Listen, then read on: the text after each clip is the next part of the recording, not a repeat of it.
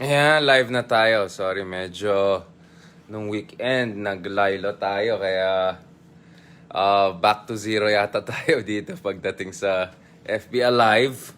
Hopefully nandyan kayo. By the way, just to be honest, hindi ito dahil kay Bato, no? Hindi ito yung bato-bato sa langit. Sino mag-substitute kay De La Rosa sa November. Hindi yan ang topic natin. Actually, we have a much more serious topic to discuss today. Gusto ko pag-usapan yung nangyari over the weekend, no? Medyo may hidwaan na sa pagitan ng dalawang kampo na not long ago we're supposed to team up together. And para sa akin, not only do we have a disunited opposition potentially, but there could be a disastrous outcome for those in the opposition or people who want to change the political system, no? Well, change the the way things are being run in the country. Okay, medyo Yorme style tayo. Okay. Of course, ano lang, clickbait lang natin yung kay Bato. Kasi gising ako ng morning, stress ako. Pagtingin ko, nako, may press con na si Bato, no? Iba talaga. Iba talaga, may press con na. Yung mga past 11th hour na bigla mag-register na magpresidente. Mukhang alam natin ang mangyari dito, di ba? That's the thing, Nung 2015, may element of surprise. At may rallying effect, no? Nung sabi ni Pangulong Duterte, sabi ni tatay, di na siya tatakbo, nagkaroon ng rallying effect across the country, hindi lang sa Davao, bati dito sa Manila, nagkaroon yan, no? And at the same time, unprecedented yun, not to mention risky, kasi hindi sure kung mapupull off nila yung substitution na ginawa nila, di ba? Kay Dino ba yan dati, yung kay Yusek Dino, yung ginawa nila. But this time, alam mo, yung mga nakita ko yung meme, yung in-order mo sa sa Shopee ay si Mayora ang dumating ang bato-bato sa langit. Well, I mean, the reality is that kung tuloy si Sara Duterte dun sa replacement na gagawin niya next month or whatever. Actually, kung titingnan mo yung batas, no, at mga rules ng COMELEC, maraming flexibilities dyan. First of all, base sa alam natin, although I have to check the details ngayon, pwedeng replacement not only from same party, pwede from same coalition. At pansin niya, si Bato, nakasuot siya ng PDP Laban jacket nung, I think, kakapasok niya yata nung sa loob na siya ng Sofitel. Pero nung yung pictures niya sa outdoor, nakaano siya HNP siya no? Hukbong, no? So I think that already gives us a clue, no? As if we needed a clue, right? But I think they made it plain clear what they could potentially pull off. And then, si Sec Abella, or Yusek Abella, hindi ko nga alam dati Yusek ang spokes ni Duterte, ngayon naging secretary na. So, si Yusek Abella na Head of Strategic Communications sa DFA, pero yung unang spokesman ni Pangulong Duterte. Naalala niyo yung first year ni Pangulong Duterte, meron siyang spokesman na very soft-spoken among others, na medyo, calibrated yung language, hindi Panelo style, hindi Harry style, no? Yan, medyo parang may mga midnight registration din yata siya for presidency. So, may dalawang may dalawang options just in case, no, kung gusto nila mag-substitution move, no. So, hindi natin alam, tignan natin, but base sa nakita ko dun sa potential substitution rule, alam natin na pwede coalition, hindi lang party. But we have to ask whether nagkaroon ng registration of a coalition yung PDP Laban at saka yung HNP, no. So, dapat titignan natin 'yan. Yung isa pa alam natin, actually until yung midday ng election day, traditionally, pwede kang mag-replace ng ibang candidate. Kung sakali namatay yung candidate nung morning, pwede i-replace yan ng someone with the same surname. So, pwede yung mag-ama, mag-ina, or people who have same surname na related, pwede potentially mag-replace. So, actually, the replacement substitution rules are a little bit, I won't say fuzzy, pero medyo fluid, no? So, much will also depend dun sa gagawin ng COMELEC if the COMELEC is gonna be also very strict with the interpretation ng substitution rules, no? So, tignan natin yan. But for me, regardless, Sara wants to run, go ahead, no? Kasi, the thing is, expected naman ng lahat niyan. If she doesn't run, then so be it, no? At rallying effect, I don't see much of a rallying effect. In fact, ang nakikita ko dito is the rallying effect is for Bongbong Marcos. Dito sa Manila, grabe, no? Pupunta ka around, makikita mo talaga, Bongbong Marcos indeed is the top candidate dito sa NCR region, hindi lang sa Solid North, no? Malakas talaga si Bongbong Marcos. Mas marami pa nga ako nakita mga pictures ni Bongbong Marcos na mga bagong, new era, ganun-ganun. New age era for our politics kaysa kay Isko, no? So, wow, that says a lot. No? Actually, nakita natin yan sa Pulse Asia survey din. Actually, leading si BBM, no? Dito sa NCR. So, but the picture is very different sa Mindanao and Visayas. Kaya mahalaga, no? Kung hindi tatakbo si Sara, will BBM be in a position to pick up a lot of numbers dun sa Mindanao, no? And deny Pacquiao the ability to consolidate his position dyan sa Mindanao potentially. Because so far, of course, Pacquiao is the second most preferred presidential candidate from Mindanao after Sara, no? Tingnan natin if Bongo will replace or something, if they can pull off the same numbers that Sara did. But so Pacquiao is in a good position to pick up some numbers if Sara doesn't run. Poe didn't run, so numbers are gonna also change very much, no? So yung nakita natin sa pulsation numbers, some of the numbers can significantly change, no? So let's see. But for me, walang rallying effect na nangyari katulad na nangyari nung 2015. Wala rin surprise element just in case magkaroon ng substitution move. So, anong gusto nilang mangyari? No, I mean, what are they trying to achieve here? Kasi, kailangan talaga ng drama sa politics, unfortunately, especially in modern politics. You need a certain degree of drama to get people's attention because politics can be boring or could be nakaka-turn off sa maraming tao. No? So, siguro element of drama can help. But, yung drama mo, dapat fresh yung script. The script should be fresh. At sana may audience impact. Kung yung drama mo, yung script mo hindi na fresh at walang audience impact, o di magdrama ka mag-isa dyan, di ba? Wala naman kakagat dyan, di ba? But this is not the topic I want to discuss today, per se. We will discuss more about this as we get more information about plans of Sara Duterte and the Duterte camp, about ano ba talagang gusto nilang mangyari, no? Anong petsa na? Meron ba kayong kandidato talaga, yung totoong kandidato or not, di ba? Or mga nuisance candidate ang gusto nyong ano dyan. Okay. Ang pag-usapan natin dito actually yung nangyari over the weekend. So for a long time, mukhang ang plano was, there was a plan for united opposition, di ba? And Leni was trying to put Pacquiao and Isko together. At least she said she's open to that. Base sa mga narinig ko from my contacts, very reliable. Kasi nalalaman ko reliable yan. Kasi yung sinabi nila sino magiging VP na ganito. Exactly yung lumabas. So, reliable to mga to. I got to confirm it, no? There were efforts by Leni to put Isko, Pacquiao, and all together potentially, no? But hindi nag-work yan. We discussed that already in the previous FBI Lives, among others. Kasi gusto nga maging healing president si Isko, di ba? Which is hindi tugma masyado dun sa more crusade anti-corruption mode ni Pacquiao. And by the way, interesting kay Pacquiao, very quiet siya, no? So he's leaving it to Lito Atienza to do the attack mode, no? Abang mukhang si Pacquiao is more focused to go around the country and get the votes, especially dun sa mga masa, no? Pinakamasang Pilipino, no? No? Nakita natin malakas talaga siya doon. But I'm sure later on he'll try to pick it up dito sa urban areas. So he left it to Lito Atienza, no? Congressman, former mayor, Lito, yung Hawaii shirt parate. Sino yung anak niya, di ba? Si Kuya, yung nasa TV. Anyways, na naka-cowboy hat. Sino yan? Ano yung pangalan ng anak niya, yung naka-cowboy hat? Yun, basta si Kuya, yun. Yan, so nakita natin si Lito, ina-attack niya si Leni.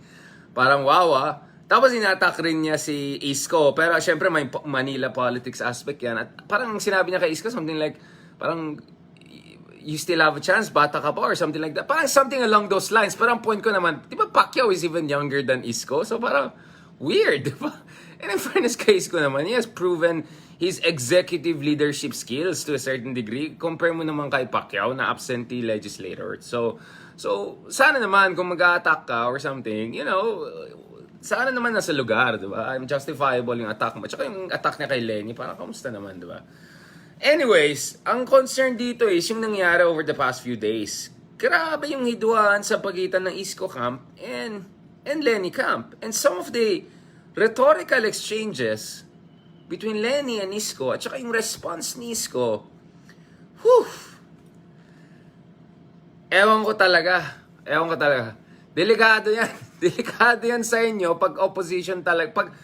Kung gusto niya, hindi magkakaroon ng continuity president next time, Hinay-hinay dapat yung iba dyan. Kasi itong mga attack na nakikita ko kay Isko, grabe na. I mean, of course, Isko is not their opposition. Given na yan. Pero yung to attack the guy na nakikita ko na may mga memes na Manchurian candidate siya ng China, secret candidate siya ni Duterte, yung mga ganyan attack kay Isko, grabe naman. You know what? This is reminding me of something in the past. May pagka-deja vu ito eh. May pagka-deja vu ito. Kasi kung maalala nyo, nung 2015-16, meron din similar na split na nangyari nun eh. Diba? Mar Rojas and Poe. For a very long time, both sila nagpo-position as the candidate of the center-left or Liberal Party or candidate ni Aquino, di ba? At nakita natin yung resulta nun, di ba? Nag-split sila ng vote eventually and both of them ended up in a very difficult, bitter situation. At base sa alam ko, never nagkaroon ng healing process yan afterwards. Yung Poe and Mar split. So ang dami dyan, naggalit kay Poe na from Mar camp. Ang dami rin galit from Poe camp kay Mar. So both of them, parang sinisisi nila isa't isa dun sa nangyari nung 2016 elections. No? So sinasabi ng mga taga Poe camp na si Mar naman never had a chance because while he did eventually better as first preference than Poe, but as a second preference ang hina ni Mar. So if it's head-to-head and maximum potential base, Poe was stronger candidate. Yun ang claim ng mga Poe people, no? Kasi Poe was very strong as second preference. Initially, very strong siya as first preference too. But a lot of that shifted to Duterte and other candidates nung nagkaroon of course Supreme Court case sa kanya. So ang laki ng bitterness na nangyari nung 2015-16 elections. And tignan natin, 'di ba, yung attack nila, yung kabila naman attack nila kay Poe is ambisyosa siya. Maaga naman masyado for her to run as presidency. She's just riding our popularity. She's not the real candidate of continuity for Daan Matuwid and all of that. Tingnan mo yung mga attack kay Poe, no? Tapos yung mga attack na secretly pro-Marcos yan, di ba? Yung mga rumors na kung ano. And then they try to make such a big deal every time Poe said anything na hindi super against Marcos or something like that. Especially nung pumunta si Poe dun sa Ilocos region, no? And then tignan mo through the years yung attack nila kay Poe, di ba? Yung attack nila kay Poe, sell out, enabler, yung mga ganun. You know what? Parang ganun yung attack nila kay Isko ngayon eh. And lo and behold, ang interesting thing dito is Isko actually wanted Poe as his vice presidential candidate. Yung talagang first preference niya. But Poe, who was doing well in the earlier surveys for presidency, and so I think for the vice presidency, but much better for the presidency.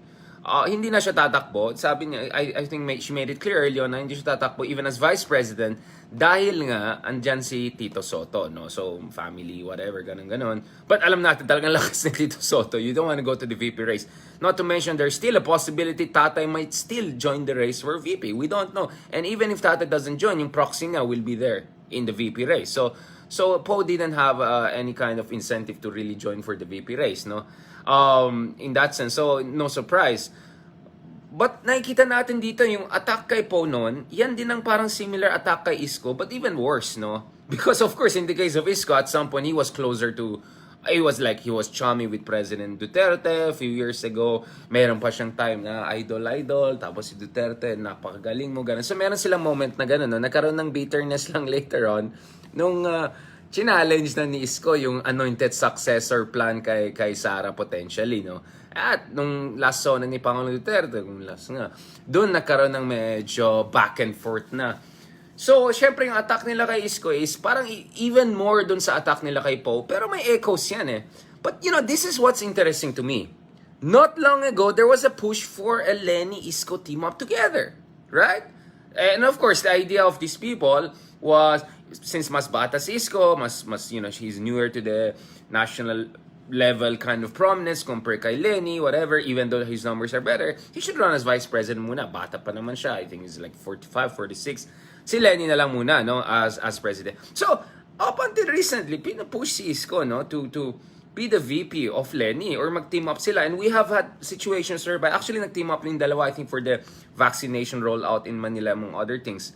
And then ngayon, biglang script, Isko is like, hindi siya opposition. He's like Manchurian candidate of China. He's like, like Duterte light and all of that. It's like, ano ba talaga? Kasi not long ago, open kayo, bukas kayo na team up with him or to support him as opposition. Diba? Tapos ngayon, biglang siya yung pinaka-bête noire. Sorry for my French, but I mean, siya yung pinaka-target ng attack na ngayon. Tapos yung over weekend, I think Friday, Saturday, yung ina-attack rin si Samira Gotok. Of course, si Samira naging big issue siya lalo these elections dahil she used to be with Ocho Derecho, di ba? And then, ngayon nasa Action Demokratiko na siya. So, a lot of people on the other side ay medyo galit kay Samira. So, I think nag-trending siya. Nag-number 1 siya sa trending nung ano. But, of course, not in a very positive way. In-attack-attack siya. And it's sad. Honestly, it's sad to watch this kasi we have seen this before eh. This doesn't work. This didn't work in 2015-16. People are not learning their lessons. I know mababasha ako for this, whatever. At nakita ko yung ginawa rin sa akin noong 2019 eh, when, I had debate with someone, grabe yung attack sa akin. Yung parang, if you don't follow script of certain people, they will attack you as everything. Enabler, blah, blah, blah, blah, blah. In the end, lose-lose yan. Lose-lose situation yan. So, ang nangyari dito is, a lot of Leni people, not Leni herself, but a lot of people who support Leni, are now grabbing attack kay Isko. And my point is that, Isko is the next closest thing you can get as an alternative candidate to the multiple potential continuity candidates. Bongbong Marcos obviously nandyan, although next level continuity yan. Hindi lang continuity with Duterte, continuity with back in the days, no? But Sara could still run. So if push comes to shove and you alienate Isko and you try to bring down Isko, etc., nako po, ang magbe-benefit talaga dyan because there's no assurance that the votes that could go to Isko will go to Leni. There's no assurance of that. You have to see pa eh. I mean, this situation is very fluid, very fragile. Kaya, yung mutually assured destruction ganun na dynamic, delikado talaga yan dun sa mga gusto magkaroon ng political change, no? So, in fairness, mukhang dun sa other side, the disunited administration, they're trying to work around it. So, there could potentially eventually be some sort of deal between the Marcoses and Dutertes, or maybe Sara will not run really anymore and Bongbong Marcos will be the de facto kind of standard bearer of the political right, no? So yun yung situation na meron tayo ngayon. Pero dito sa disunited opposition, hindi lang disunited, nag-next level na yan eh. I mean, let's try to define ano ba talagang opposition. Of course, if you talk about liberal opposition, if you talk about consistent criticism of President Duterte's, policy excesses, rhetorical excesses, worst instincts, whatever, populist instincts, obviously, of course, Leni Robredo is the only candidate that can legitimately claim that she has been consistent through and through. So, ironically, a vice president is in a very good position to present herself as the chief critic of the very administration na nagko-terminus sila with, no? So ito yung interesting dito. But does that mean na yung mga hindi nag-true and true opposition kay Duterte ay automatically continuity candidate, automatically trapo, automatically, you know what I'm saying, enabler? Yung enabler tag na yan, delikado yan eh. Kasi, yes, of course, populist excesses do not happen in a vacuum. Kailangan talaga ng enablers yan. But if you're gonna tag anyone who's not exactly following your script as an enabler, or gonna force anyone who doesn't follow your script to step down and not run, you're just alienating more people. And yun nga eh, Gandhi said something very beautiful before. He said, be the change you want to see in the world. And if you claim to be a liberal Democrat, reflect that also in your politics. Reflect that also dun sa rhetoric mo, dun sa positioning and posturing mo. Kasi kung ikaw ay nagka-claim na liberal Democrat ka, pero ang ginagawa mo is, you're trying to tag, bully, whatever, whoever doesn't follow your script as enabler, whatever, this is not gonna help the situation at all, both from an electoral standpoint, but I would hazard to say even from a moral, ideological standpoint. So as Gandhi said, be the change you want to see in the world. If you believe in democracy, if you believe in freedom of expression, if you believe in basic tenets of liberalism, reflect that in your own personal politics. Reflect that in your own way of dealing with people who do not exactly agree with you 100% or do not 100% follow your script or preferred political outcome. Napakamahalaga yan eh. So I think, again, I'm not saying this is Leni Camp per se. I'm not saying this is the, sino ba, mga rosasanan, ano, how do I call this? Yung mga, but there's some people there who are giving a bad name to liberal Democrats, who are giving a bad name to opposition and all, and who might even undermine the momentum of Leni, no? So yun lang sa akin. So parang for me, if you want to see real change, right, you have to first of all keep your ears close to the ground. Dapat alam mo yung realities on the ground. Dapat hindi ka nagbubuli ng kahit sino-sino na hindi sumusunod 100% doon sa gusto mong mangyari ng script. And you cannot go from 1 week saying, let's team up with Isko as a kind of a united opposition, and then suddenly, the next week, biglang sabihin mo, enabler siya, Manchurian candidate siya, biglang, wag ganon. I mean, that doesn't make sense. If this guy were really an enabler, if this guy was really a Manchurian candidate, bakit to begin with, you try to build a united opposition with them? Bakit to begin with, there was an effort to bring them together. Again, I'm not talking about Leni here per se. I'm talking about people who are viciously taken against Isko. But, let me just be also very clear, kasi ngayon, atakin tayo ng mga kaibigan natin dyan. Woo! Medyo mainit tong topic eh. So, sabi ko sa inyo, clickbait lang yung sinabi kong comment na bato press con, like whatever. No offense, but let's see kung talagang seryosong candidate siya. But, here is also where I have an issue with rhetoric ni Yorme. Grabe yung response niya. That was not called for. Medyo next level yung response ni Isko. Siguro, pikon siya. I think he was annoyed or more than annoyed dun sa hashtag trending sa Twitter na dapat mag-step down siya, wag siya muna tumakbong presidente. What you usually hear from Leni supporters na bata pa naman siya, he has to, pace muna, magpa-pacing muna tayo. But yung response naman ni Isko ay medyo next level, 'di ba? Yung especially yung attack niya, from what I understand against Leni, that was a little bit uncalled for. I'm sorry. I don't think that was proportionate. I think Leni was saying that we are the real opposition and all, but I don't think Leni came out and said na si Isko ay ganito, Duterte light. Leni didn't say that. So let's be very fair to Leni. And in fairness to Vice President Leni, I mean, my column tomorrow will come out for Philippine Daily Inquirer. I mean, I've talked about the Pink Revolution. I've talked about very interesting, exquisitely choreographed presidential campaign run. Galing. Okay, I'll give it all. But ito parang sayang tong momentum ng di ba? If ever, if you support them, parang sayang yung momentum dito. But of course, for Leni to say they're the real opposition, okay, understandable. Because now, ito na karibal sila. So, Isko and Leni are rivals. But they shouldn't be enemies. Iba yung rival sa enemies eh. Rival means may competition tayo. Kung sino man nalo yun na yun. Pero enemies, it goes beyond competition. It's an existential struggle. And this is not supposed to be a situation of two enemies. It's not. It's a situation of two potential allies in a united opposition becoming rivals. Okay, not the best outcome. But the rhetoric should not be as if enemy silang dalawa. Diba? Dapat kaya sabi ko nga Isko versus Leni equals happy Bongbong Marcos. At the very least, no? No, so ito yung situation. And then yung mga sinabi ni Isko na fake leader, fake caller, mga ganon. That was uncalled for. I mean, Isko needs to really brush up yung communications nila. For the past 2 weeks, medyo yung communications. Dun sa issue ng Marcoses and all, parang all over the place eh. Hindi discipline yung messaging.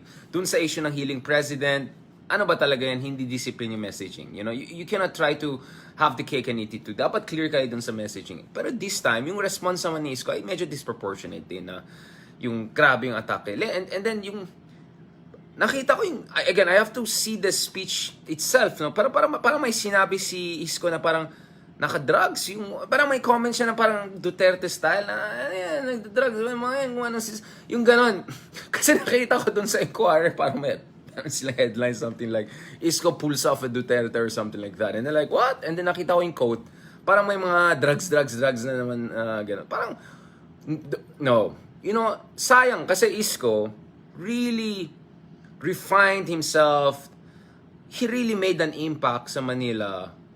I mean, he's not perfect, obviously, right? And we know the background and everything. I mean, given it, but in fairness to the guy, he was moving in the right direction. At yung ganitong na medyo aggressive yung response, I don't think it also reflects good on him. So I hope yung weekend, yung Sunday, was a time for reflection for everyone. Because for those people, you want to have a competition. You don't want to make enemies from ex-rivals or ex-allies, sorry. Or ex-potential allies. Dapat, ang treatment dito is rival versus rival. Isko and Leni are rivals now. But for them to attack each other na next level as if they're enemies, that misses the point. Because I think Leni clearly is the antithesis of the Marcoses, at the very least, no? And as far as Isko is concerned, he has been openly criticizing the Duterte administration and all, and that has put him on some position of friction with Sara Duterte. And then let's see with the other candidates, Pacquiao among other things. But now, pag mag-away yung dalawa na yan, it's gonna be very hard. Because as I mentioned before, the liberal opposition will have to have a candidate. Because otherwise, Isko will be the more centrist guy. And of course, the liberal opposition don't know how far Isko will go on the issues of the Marcoses and Dutertes. On the Marcoses especially, not as much on Dutertes. Isko has been a little bit strong on that issue. Pandemic, among other things, no? But if sobrang bitter yung fight between the two camps, katulad nung nangyari 2015-16 between the Poe camp and Mar, any kind of smart tactical voting at the last moment, mahihirapan sila dyan. Mahihirapan talaga sila dyan sa magiging tactical voting in case na kailangan later on. Kasi, I'll just give you a scenario. Let's say, come March, Bongbong Marcos is the leading candidate. Let's say he has 35% or so. And then let's say either Isko or Leni are at, say, 25 or 30%. Let's say, kunyari lang to. Then, the weaker one, in the potential opposition, whatever you want to call it, has to kinda consider tactical voting or smart voting. Diba? Kasi kung yung isa, 10 lang, yung isa 25, tapos yung shared kalaban nila 35, some sort of rallying has to happen on one side, right? Pero kung mag-away-away itong dalawa na ganito, grabing ganyan yung hidwaan, hindi mangyayari yan. And it's very possible in the process, Isko might lose momentum but not necessarily benefit Leni. Right? In terms of numbers. And interestingly, nakita natin dun sa Pulse Asia survey, Leni's demographic strength is a little bit different from Isko. And then Leni's stronger in Visayas while Isko is stronger in NCR. Leni's weak among ABC while mas malakas si Isko sa ABC. So, it's not like there's a complete overlap of their potential demographic appeal. At least so far, based sa numbers na nakikita natin. So, baka mangyari lang dito, magsisiraan yung dalawang kampo, both of them will lose momentum, or one will lose momentum without another one gaining momentum. And in the process, ang mag-gain dyan, yung kalaban nyo. And say Sara joins, kasi pwede mangyari yan eh. Isko loses momentum. Leni doesn't pick up as much number as she wants. So let's say Isko barely between 15-20, Leni barely between 10 to 15, and then both Sara and Marcos could be potentially there, and each of them getting 25 to 30. Ano mangyari dyan? Right? Ano mangyari dyan? Because this scenario is not impossible. And some would even argue it's more probable. And if Sara doesn't run, Bongbong can also pick up a lot of numbers. Right? So Bongbong could go all the way to 25, 30, or even more. Right? So, in that situation, pag ikaw ay opposition, you have to have realistic option B, right? But what's happening here is that you're not leaving any option B for anyone. You're just going with one option and all in, and in the process, it could be lose-lose for everyone. Again, I don't want to go too deep into this now. I've already gone a little bit deep into this, pero ang hirap tong issue na to kasi I know there's high emotion on all sides. There's a lot of frustration on all sides. Pero do not let that distract you from the bigger objective and from the big picture. Eye on the ball. Yun ang parating dapat sinasabi yan ang sinasabi sa sports, yan din sa politika. Eye on the ball. Hindi yung nadidistract ka ng kung ano dito, di ba? So this is what could happen to the opposition. They might however widely you want to define that, no? So yun. You may na-stress ako dito. You may kasi like, I hope people learn lessons from the past, This is not about me endorsing one side or another. Siguro, kasi inisip ko, sana naman you learn something, di ba? I mean, you learn something at least from recent history. Sige, wag niyo basahin yung mga sinulat namin from panahon ni Aguinaldo or yung sinulat ni Ambet Ocampo or sige, wag na tayo bumalik sa panahon nila Rizal at yung mga away-away nang nangyari sa pagitan ng mga katipunero. Sige, wag tayo bumalik dyan. Let's not go deep history if you don't want. Although I always suggest, balik tayo sa panahon ng mga katipunero natin. Doon pala nakikita natin what happens pag watak-watak. Pag watak-watak, kakainin kayo ng buhay ng kalaban. Yan ang ginawa ng mga Amerikano sa ating mga katipunero because they were so divided among themselves and all. So for more than 100 years, meron tayong lessons. Year after year, epoch after epoch, na ito lang, that people are not learning tactical lessons from history. Let's put aside even ideological and moral lessons from history. So for me, like, parang people are not learning anything, So yun, if something didn't work in the past, it didn't work in 2016, it didn't work in 2019, maybe you wanna make some adjustments also, not only in terms of yung color, branding, etc., but even in terms of your electoral strategy, Yun lang sasabihin ko dito. Kasi I might say more, ako rin, mababash ako, sabihin, enabler si Darian ay ganito, ganyan. Alam ko yan babash na naman ako nitong mga yan Yan ang nakakatuwa kasi, yung iba, pinuportray na ako na isang side ako. Hindi nila alam, sa Twitter, binabash din ako ng kabilang side. So I've been bashed a lot from at least two sides, but actually even more than that, Kasi pwede tayo magbilang, Okay, anyways, yun lang. Be nice, learn your lessons, keep your options open, eye on the ball. Right? I don't want to say more kasi delikado tayo dito This is a minefield. This is really a minefield. Grabe to. We hope to interview Samira Gotok soon. Dun sa podcast namin sa Project Pilipinas, because I think Samira Gotok in many ways is kind of represents these tensions and dilemmas that I've been trying to discuss, Kasi nandun siya sa gitna ng issue na yan. And I know it has been very difficult times also for Samira, especially after nung nag-speech na ganun si Yorme, Kaya nga nag-trending siya and everything like that. Okay, so I'll try to end that. Yeah, I mean, diba? Sana people learn something from the past. Anyways, okay, saan po kayo dyan? Sige, may mga questions po kayo dyan. Nako, maraming mga solid Leniers dito. True, not learning from the past. Kaya mostly ngayon. Anong BBB? You mean BBM? Sandra? Wala yung build ni tatay na walang nangyari ng big ticket. Ano yan? No, we will not bash you. We will guide you nga. Wow! Ako pa i-guide nyo. Sige, ako na naman ang misguided. Ganyan naman kayo Misguided na naman kami. Basta hindi ka solid for one candidate or so. Misguided ka na. Enabler ka na. Sige, bash yun na ako. Ganun naman kayo Ganun naman kayo Pag may sinabi ako na gusto nyo, promote. Yan. Pag may sinabi naman ako na hindi masyadong tugma, ay, say Darian, ano yan.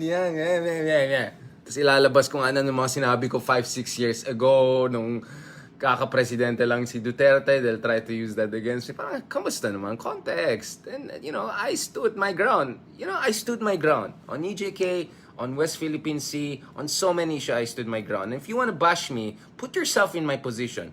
Get trolled and bashed for 5 straight years or even more by multiple sides, then tell me kung sino matapang. Sige, tell me sino matapang. Put yourself in my shoes. If you have been through what I've been through over the past 5 years, I'm not a politico, okay? I'm not even an investigative journalist or activista. So, hindi ako ready for that Hindi ako ready But, ano tayo Di ba? Ilocano, Baguio boy.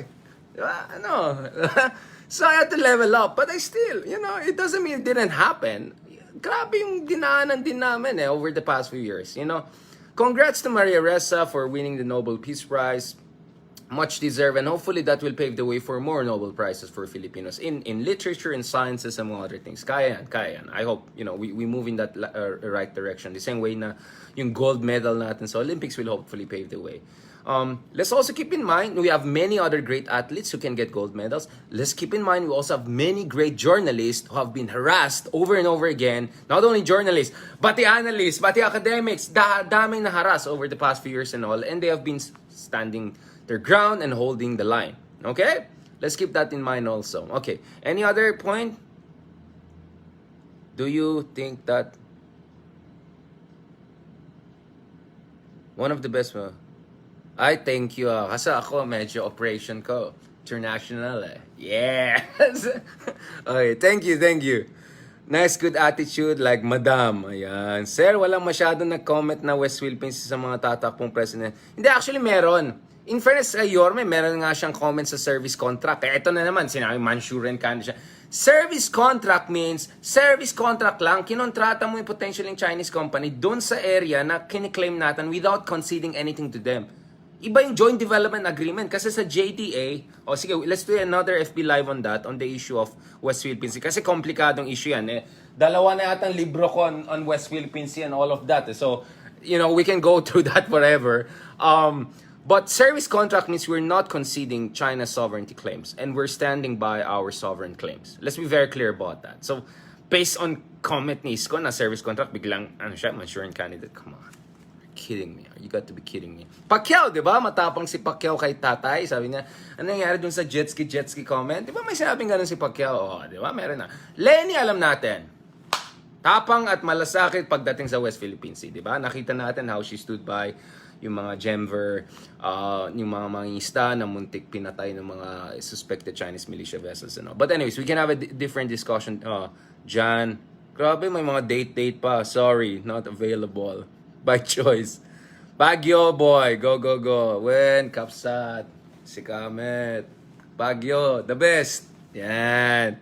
Hindi kami solid north necessarily. Solid north kami in a sense na love namin ng north, di ba? Yung mga ganun. Love namin ng Ilocano culture, pinakbet. Yeah, yan ang gusto namin. But doesn't mean na solid north necessarily. Alam mo na.